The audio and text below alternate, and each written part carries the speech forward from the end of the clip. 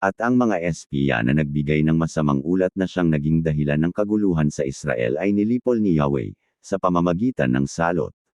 Ngunit hindi namatay si Josue na anak ni Nun at si Caleb na anak ni Jephunneh. Bilang 14, 36 hanggang 38. Hindi mabubura ng mga desisyon at pagsuway ng ibang tao ang kalooban ng Diyos para sa iyo. Maaaring may epekto sa iyo ang gawa ng iba, ngunit walang makakahadlang sa gustong gawin ng Diyos sa iyo at sa pamamagitan mo. Nagtiwala sa Diyos sina Josue at Caleb ngunit napilitan silang magpaikot-ikot din sa disyerto sa loob ng 40 taon, dahil sa takot at kawalan ng pananalig ng iba. Naramdaman mo na bang may humahadlang sa kalooban ng Diyos para sa iyo?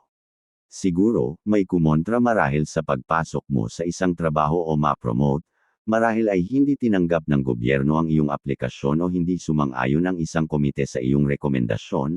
Naniniwala ka bang mapipigilan ng isang tao lang ang pagtupad ng Diyos sa kanyang mga layunin sa iyong buhay? Nagawa ng Diyos ang lahat ng kanyang nilayong gawin sa buhay ni Josue at Caleb. Ang pangunahing layunin ng Diyos para sa kanila ay hindi para makapasok sila sa lupang pangako kundi maglingkod sila bilang mga maka-Diyos na pinuno ng kanilang mga kababayan. Hindi nila mapapangunahan ang mga tao kung nauna sila sa lupang pangako habang patuloy ang mga tao sa pagpapaikot-ikot sa disyerto. Nilagay ng Diyos ang mga pinunong ito sa posisyon kung saan makapagbibigay sila ng maka-Diyos na impluwensya at, bilang resulta, naging modelo sila ng maka-Diyos na pamumuno para sa mga susunod pang salinlahi.